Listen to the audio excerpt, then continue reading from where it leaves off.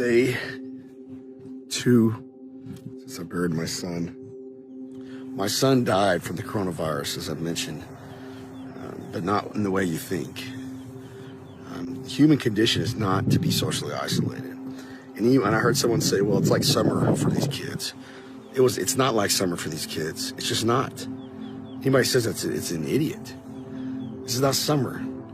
You have parents who are stressed out because they lost their jobs. That's not like summer.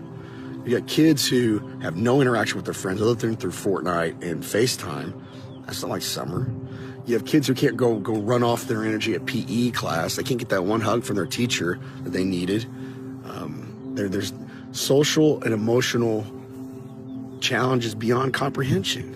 And we're only going to begin to understand the effects, and it will be incredibly hard to track and incredibly hard to prove my thesis because the network effects of how this all happened, the butterfly effect, is too complicated. But my belief is that we have a bubble, a social and emotional bubble that's about to burst, and it's been coming for a while. I think Hayden was an incredible kid. He wasn't depressed. He wasn't someone who moped around. I mean, like any teenager, he was hard on himself at times. Probably a lot like me, pretty competitive guy.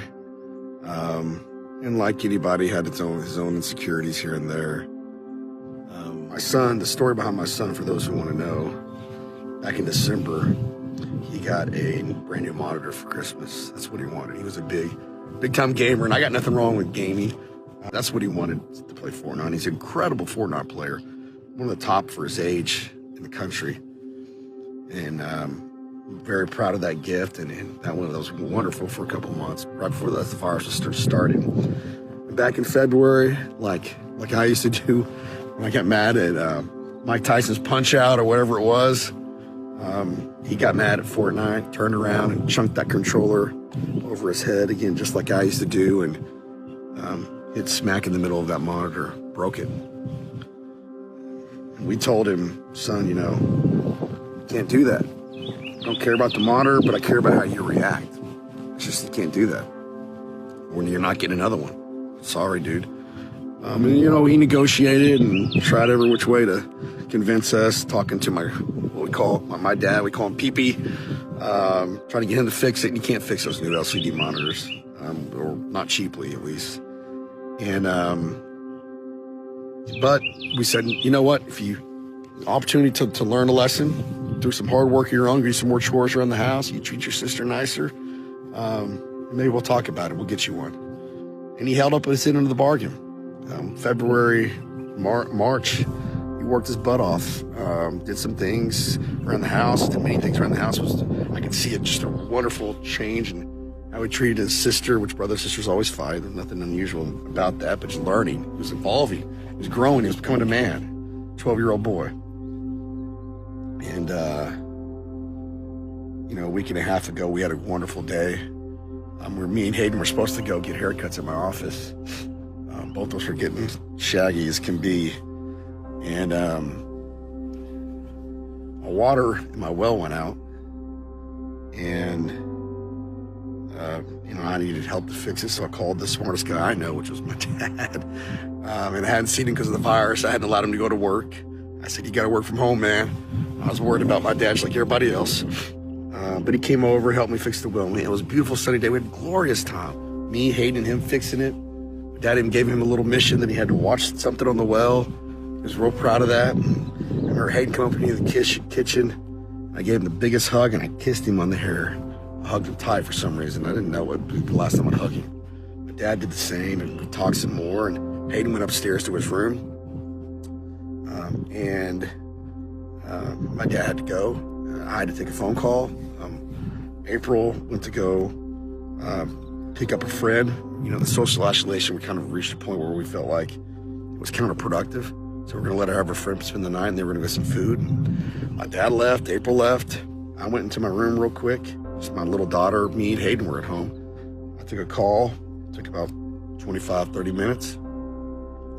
Walked outside, and my 8-year-old daughter came down the stairs and said Hayden hung himself. And I ran upstairs. tried. I want nobody ever to see what I saw, to feel this pain. I want nobody. And as we found out, you know, we were in shock the first couple days. Just where did this come from? How did this happen? I'm a horrible parent. Horrible. And come to find out that he had broke his monitor again. And in just a rash of emotion and probably anger at himself, and maybe scared to get in trouble and embarrassed and all these emotions, you know, I went in his closet and rudimentally did something that I know he regrets. The kicker of it was 3 days before his 13th birthday, and he was so excited about that birthday. So excited about his birthday. And he was gonna get a controller, some new controller that was gonna really make his Xbox game better, or his Fortnite game better. And so when he broke his monitor, I believe he felt like he ruined his party. He ruined his birthday. You already couldn't have a birthday party because of social isolation. Imagine that as a 12-year-old boy. You know, that's gotta be, those are the things you look forward to as a kid. And then you accidentally ruin it because you break your monitor and you aren't gonna be able to use your birthday present here in a couple days, and you can't go see your friends. And you're stuck. You didn't have PE class to run it all out, and you know all those things. Everybody's playing Fortnite across the country. Kids are staying up later than they are, so they don't have the skills. We as a society, me as a parent, us as parents, haven't necessarily given them all the tools to properly handle. And in that moment, probably not understanding the finality of the situation, went in the closet and got himself in a situation I believe he couldn't get out of, and might have been an accident. My 8-year-old daughter saw some of it. We don't know exactly what. We'll let the counselors, professionals help us on that. But I know once she saw blood coming out his nose, she came and got me. She did the right thing. I don't think she even knew what was happening. She knew blood. She came and got me, ran upstairs. I didn't have my cell phone on me. And I told her, go get my cell phone downstairs. And she ran downstairs just like an amazing human being and got it for me. And I happen to have an AED, an automatic electronic defibrillator, in my house. And I said, go get that medical thing out of the pantry. She'd never seen it, didn't know what it was. And she brought that to me. Very proud of her. She was ready to execute. And I said, hey, you go outside and go. I'd called 911 by this point. I said, go outside, keep the door open, and wait for the cops. Wave them down. She ran outside as fast as she could. One thing I'm just immensely proud of her about is during that moment, about a year ago, we had done some training at my house. I'm a West Point grad, and probably should have done more training, but I said, hey, if there's ever an issue, you go run over to this guy's house, and if there's ever another issue, or if you can't get him, you go run to this guy's house. And rather than just waiting outside, this little girl, 8 years old last September, ran to my neighbor's house, got my neighbor, ran to the other neighbor's house and got them. And as I was giving CPR, I was on the verge of collapsing. Literally was on the verge of collapsing. I was praying to God just to give me the strength. I never knew how hard that is. And out of nowhere, and my neighbors appear and help me take over and help us try to save him. Social isolation is hard enough for adults. It's even more hard for our kids. And I've been saying COVID killed my son. I believe it, but not how we think. I believe my son would be alive today if he was in school. And that's not to discount the massive suffering around the world around this virus.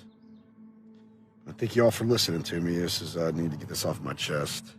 I'm now one of Hayden's soldiers, who is a soldier of God. And what's a horrible tragedy, I'll be damned if I don't make this a little bit better. And politicians, for those of you who made the decisions you made, I know you're not perfect, but there's got to be accountability. And not accountability like I'm doing it in a bad way. Accountability in what's legally right, my rights as a citizen, which is to speak out, which is to influence change. And if I don't think you're a good enough leader, I can spend my pocketbook and my time and my effort to get you out of there. I don't want my son, his memory, to be the last mistake he ever made. Nobody wants that. I don't. But I want his memory to be that smile. I want his memory to be his heart, his dedication, his tenacity. And I want his memory to be that he made a big difference in the world and lit a flame, spark around the world. I love you all. Thank you all for your support. All my friends, all my family. And buddy, see you soon. Thanks, guys.